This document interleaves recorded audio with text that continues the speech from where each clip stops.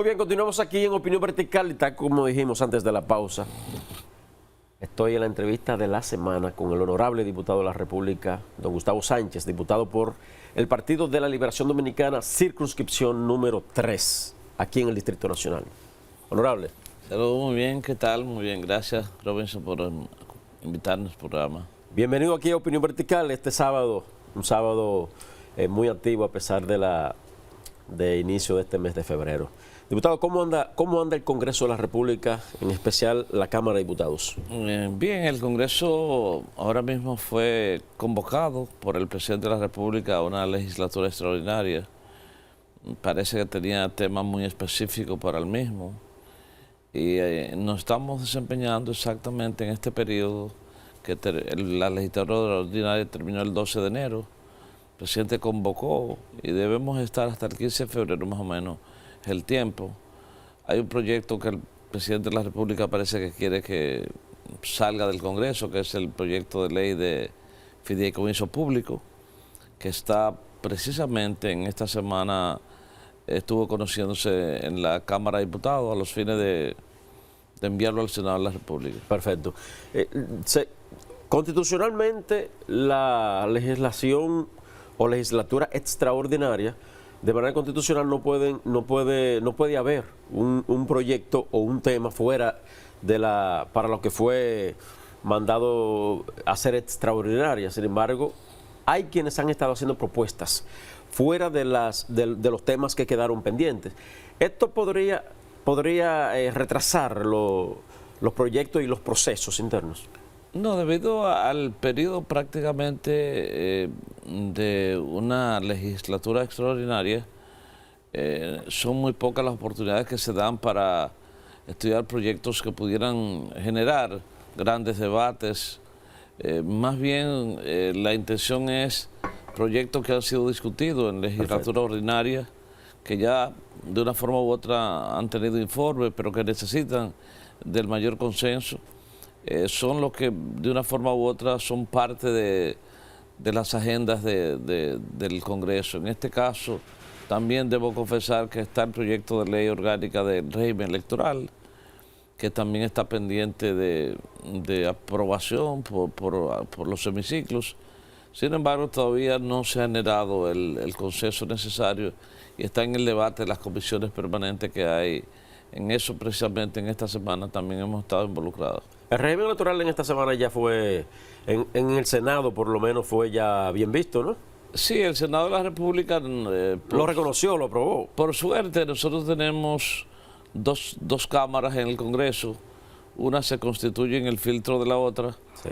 E independientemente de que el Senado lo haya conocido, no menos cierto es que pasa a la Cámara de Diputados para ver si puede ser objeto de otras modificaciones, como casi siempre pasa. Para acortar estos procesos, generalmente se forman comisiones bicamerales que dan a pie a un informe común. Perfecto. Sin embargo, este no fue el caso y nosotros naturalmente esperamos discutir el proyecto de ley de régimen electoral en la Cámara de Diputados, que es donde mayor dificultad hay, porque hay un abanico de partidos políticos que inciden en el mismo, y somos 190, por lo tanto, el consenso de ahí hay que... Muy variopinto. Sí, hay que hacer una carpintería para lograr básicamente el consenso de todo el mundo. El Código Procesal Penal, diputado, ¿a dónde va a llegar esto? Porque esta semana el senador Antonio Taveras Guzmán, él salió con algo que haya estado llamando la atención, en el sentido de que las tres causales no ha sido el tema, o el aborto, no ha sido el tema como para seguir alargando el tema del Código Penal. Sin embargo, dice él que hay otras cosas por las que se han estado atrasando, una especie de tranca, que no es precisamente el aborto. ¿Cuál es la realidad del tranque del Código Penal? Mira, me llama mucho la atención de que ese enganchado a político, el señor Antonio Taveras. ¿Cómo así? Porque eso dicen los PRMistas también. Usted que es del PLD, usted... Él es enganchado político, él era un empresario que había fracasado en lo que tiene que ver con impresión y demás, un poco tuvo vientos a su favor y se reformuló y entendía que debía ser hasta candidato presidencial y hoy es senador de la República, que sus números no le dan muy bien. Entonces en esa dirección casi siempre sale con algunas, pudiera yo decir, barrabasadas. ¿Cómo? Tuvo mucho que ver con casi impedir la aprobación del proyecto, la ley de fideicomiso, la ley de extinción de dominio. La extinción de dominio, que tuvo una participación bastante agresiva. ¿Hasta un libro se puso a firmar a nivel nacional? Sí, sí, claro. Y en esta ocasión él dice que el Código Penal no ha sido aprobado porque se excluyeron las 3 causales, que era lo que generaba, según él, el entaponamiento del proyecto. Mire, ahí no hay nada que está excluido. Mientras repose en alguna de las cámaras, es propiedad de los legisladores plantear la propuesta de modificación o inclusión de temas que entienda conveniente. Por lo tanto, si la mayoría del gobierno oficialista entiende que las 3 causales deben ser objeto de exclusión del Código Penal, o sea, que no se penalice por esta causa, pienso que les corresponderá al presidente de la República promulgar una ley que él mismo estuvo en contra cuando era candidato. Sin embargo, el Código Penal fue torpedeado por el PRM cuando se introdujo una modificación al mismo que se establecía que no se penalizara, por ejemplo, actos como que tenían que ver con preferencias, pudiéramos decir que no se criminalizara, se penalizara a una institución, a un lugar que le impidiera el acceso, por ejemplo, a personas que tenían preferencias sexuales diferentes. Ahí ese fue el tema mayor de conflicto que generó precisamente el debate, porque discriminaba. Es un asunto de discriminación. Si por ejemplo, se penaliza una discoteca porque prohíbe el entrar de personas, por ejemplo, de tez oscura, se penaliza, ¿verdad? Sí. Se pudiera penalizar una discoteca porque impide el acceso a una persona que no sea católico, por ejemplo. También debe penalizarse a una discoteca porque entienda que una persona es afeminada o tiene preferencias sexuales. Entonces eso se introdujo para que eso tampoco se penalizara y contaminó la discusión del Código Penal. Pero eso fue obra de sectores muy conservadores del PRM que se valieron de diputados, pudiéramos decir, ingenuos, y plantearon esa modificación que contaminó el proyecto y de una manera u otra se empantanó de nuevo en el Congreso Nacional. El periódico El Diario Libre, en su sección El Espía, en esta semana, precisamente hablaba sobre el particular y decía que hacía alusión a que el PRM en la oposición tenía una posición sobre el tema y ahora que tienen mayoría en el Congreso tienen otra. ¿Se refería más o menos a eso que usted resalta? Definitivamente sí.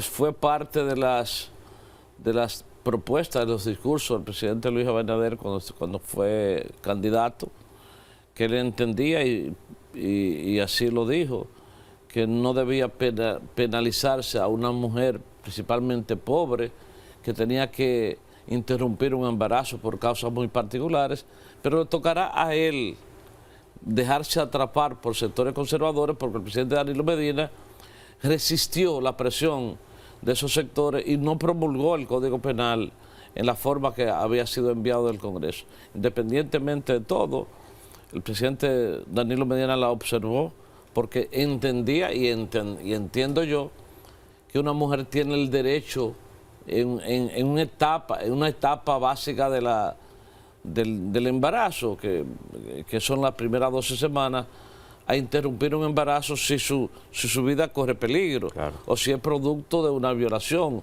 o si es producto de un incesto, cosa que el mundo entero, apenas hay 6 países en el mundo que no reconocen ese derecho legítimo de una mujer a interrumpir un embarazo. En un momento dado, el liderazgo político quedó en una especie de acuerdo, hubo como una especie de coincidencia, en el sentido de que las 3 causales quedaran fuera y se fuera una ley especial y se aprobara el Código Penal tal como se ha estado proponiendo. ¿Eso ustedes en el PLD no están de acuerdo con eso? Pero eso es como decir, poner tu anzuelo e ir a pescar, porque efectivamente cuando tú sacas la penalización, la no penalización de la interrupción del embarazo y lo manda a un proyecto de ley especial y lo aprueba sin el mismo, está diciendo, bueno, déjenlo fuera, porque ¿cuándo se va a aprobar?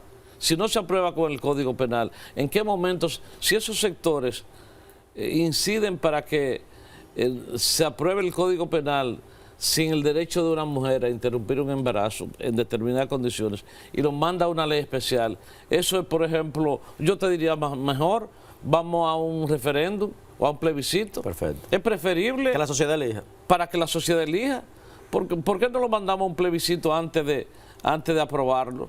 Y lo que el pueblo diga se decidió, pero no lo que él diga, o sea, lo manda a una ley especial, ¿verdad? Se aprueba el código penalizando a una pobre mujer que se ve morir hasta por cualquier enfermedad que ya ha pasado y tenga que resistir morirse porque un médico no le puede interrumpir su embarazo. Entonces, lo mandan a una ley especial. Esa ley especial no se va a conocer nunca, absolutamente nunca. Yo diría, vamos a hacerlo, vamos a aprobar la ley primero. Aprobemos la ley primero y luego aprobamos el código. Ah, no, quieren aprobar el código para dejar este tema para después, para nunca aprobarlo.